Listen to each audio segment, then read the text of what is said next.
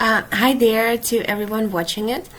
Today I want to present you my little competitor research over Lemlist. So what I really, the first thing that stood out to me is that they try to communicate with their users in a very, somewhat funny and, pleasant, understanding manner. Like here, instead of blacklist or opt-out list, they have a graveyard. And then, like, when you, probably as a sales manager or SDR, when you go to blacklist someone, you don't have the best moral state, let's say, because apparently someone said, like, stop communicating with me, stop reaching out to me. So you're probably a bit down. And this is very cool that they actually put in some reassuring and some encouraging words, like you cannot please everybody, which is of course true. And it's cool that they tried to actually somewhat respond to how people might feel and help them to deal with this as well, and not just the pure banal ability to blacklist someone. So this was the first thing I saw, and I really liked it. Here as well, I found it a very cool feature that they have this ability to warm up your email account by sending emails to other users of Lemlist, and at the same time these users automatically open and respond to your email. So it goes like people who use Lemlist send emails to each other and the system automatically opens it for them. This is a very good idea, but we should probably ask Ola about it, but I think it works and I think it's cool. And again, it brings here the sense of community, and I think it's also very important because if we talk about the Maslow's pyramid, our SDRs and sales managers usually have the first two stages covered as people working in the business sector and all, but it's impossible for people to just close their eyes and not feel the further needs. And I'm sure that subconsciously people look for this community, and this is a very good idea how a company provides them with the sense of community. Well, and here's a bit more, like you can manage how many emails do you want to send and how many you want to open, so you can customize that.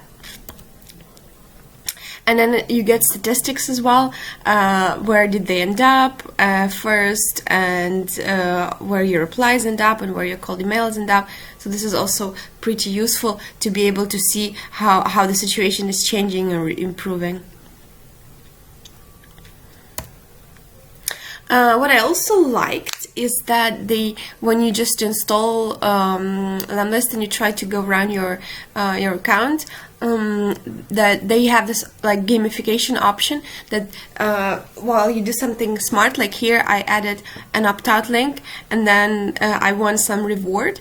And then I use, let's say, not so business-like language, and I think it's very smart because, again, we can see that how many of those phone games are popular. Like if you're riding a subway in Kyiv, you'll see how many people around you playing some games. This is a very good, it's a very good sign. People like games and they like unlocking things. They like achieving. It's easy achievement, and our brain is very open to easy achievement. So I think that it's also a very good idea that they incorporated this gamification aspect in their system, especially in their work through setup system. And also here I also added the option to disable it, and this is something I appreciate a lot.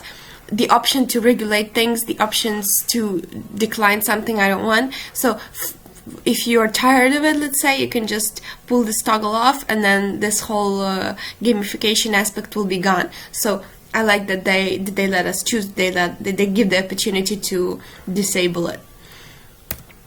Then Lemlist is of course a bit of more tool for marketing and things of the like, but still I found it very cool that you can actually keep and manage library with your photos, with your photo suggestions. So like in our case, you have to look for photos on your computer, and here you can have like the photos you used, the pictures you used, you have them up here, and you can just select them and and send them whatever. And also they have provided some, I don't know, stock photos or whatever, or where they took them, but they also have a library of things that you can choose from their own selection, which is also pretty cool. This is also a good idea, I think, and it's not the first time I see it, that Lemlist, that when, so I go through the flow of setting up a sequence, and then it's the time to import contacts.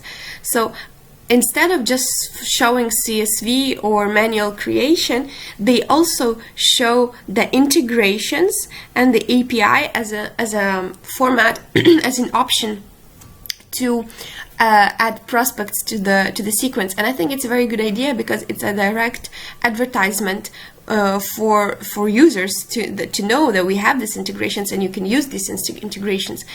Because I can bet that people who set up the sequence in reply, they don't see these options. They only discover the integrations we have probably on the next day or so, because it's not as obvious, and it's not the, let's say, the initial flow. So I think it's a good idea to be able to show these options as leads importing options right away.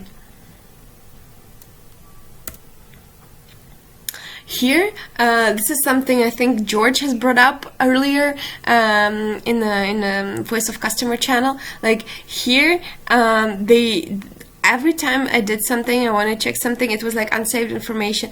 Yeah, I want to save it. Just stop asking me. And also the UI thing I really didn't like is that on this page there was no save button. So I was like, okay, how do I save it and just continue? And it was actually next. But it was not completely clear and it was not completely intuitive. So yes, just chipping into the discussion of whether we need to save everything. Yes, we need to save everything as they do, as our customers go. Also, again, I really like the tone of their communication with their user. So I was going through this flow of creating a sequence, and then they have here options, and then it's like, yeah, we didn't know where to put other things we can do with the sequence. And I found it very relatable, actually, because sometimes, like Anatol and I talk, okay, so where that should be, where would we need to put that? So indeed, sometimes you don't know where exactly to put something, and then just bluntly admitting to it is very appealing, because you personalize the creators, and it was witty and funny, and I enjoyed reading it. And also something that I have been talking for a while about, so the ability to stop sending messages when not only when a person replies, but also when it clicks on a link and opens an email.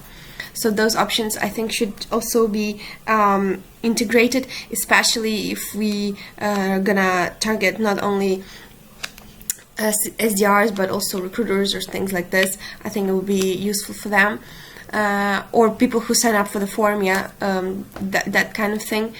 So good idea as well. And here, talking about their reporting, it's also all fun and games. It's nicely made in terms of relatability. But what I didn't like is that it was hard for me to understand, for instance, what is the difference between hooked and attracted.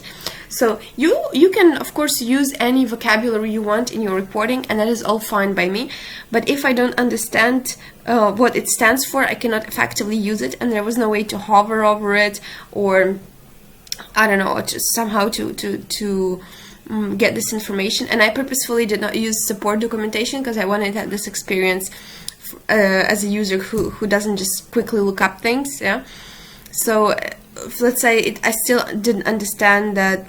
For instance, what is the difference between contacted and warmed? So this all they would need to explain in better detail, so people could actually use and understand these numbers.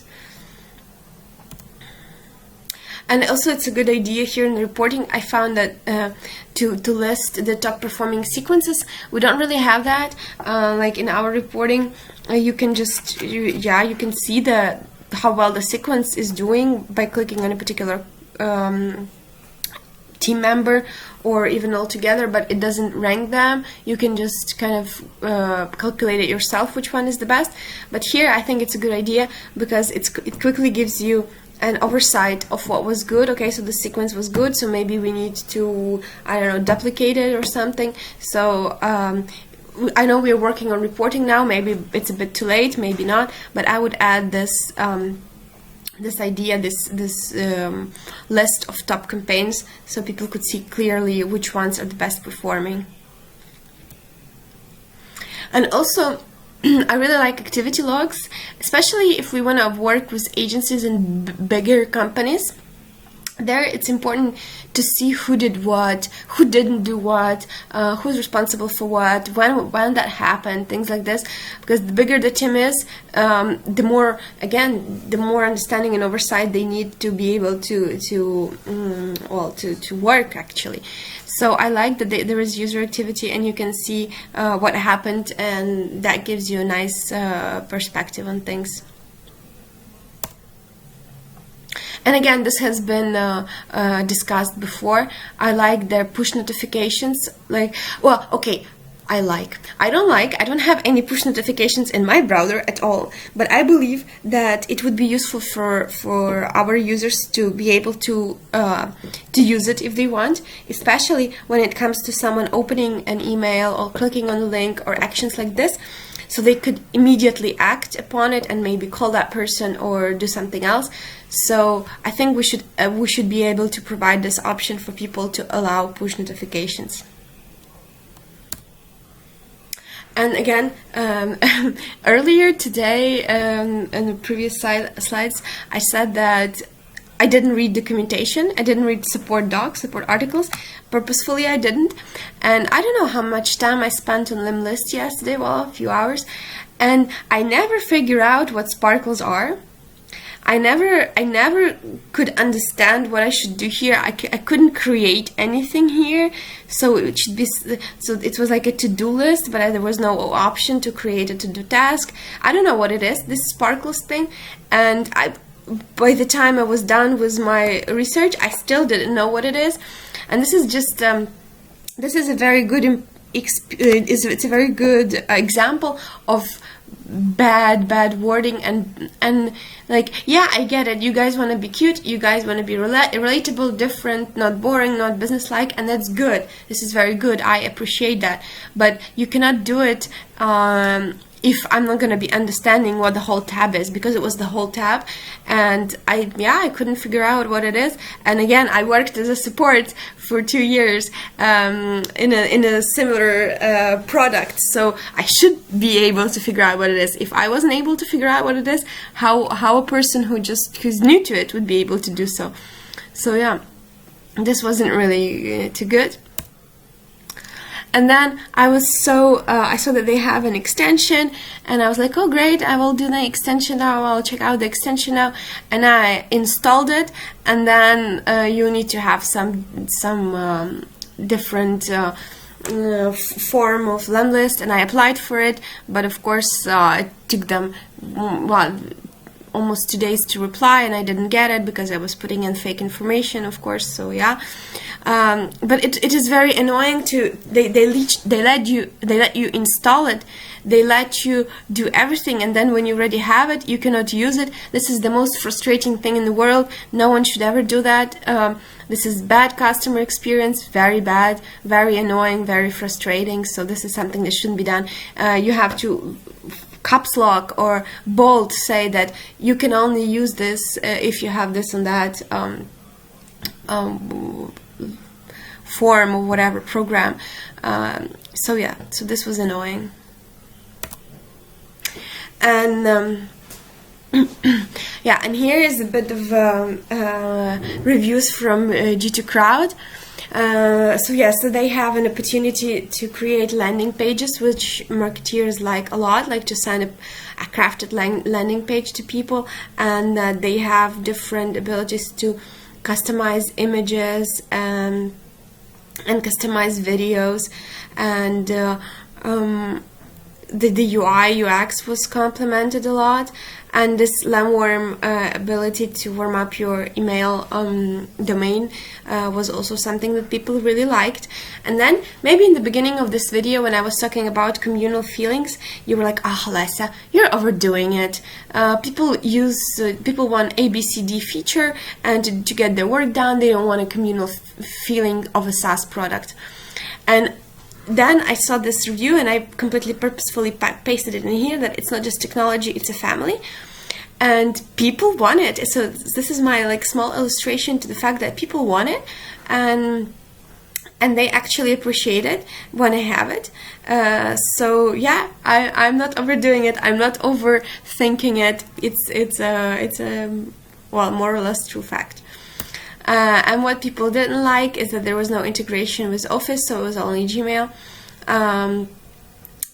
There was no ability to work with LinkedIn messaging. I think they are changing it now, but it's not released yet. And then there is no mobile application. And I remember a communication between, I guess was it Jackie and Eugene about it. So yes, people want mobile applications. People want to work from their tablets and from their phones. I can safely say that every single tool I have reviewed so far, I have read at least 2-3 reviews that I wish they had a phone application. So yes, users want it. So if you guys are watching me, then yes, it's quite a popular request. And then there was some idea that people wanted autoresponders. So when someone says like, yeah, I'm interested, something predefined goes out. I think it's also a pretty cool idea. And then again, they wished they could add more customer surveys and forms and things of the like. So yeah, there you go. This is what I had to share about Lemlist, and I hope that was interesting for you, and let me know if you have any feedback.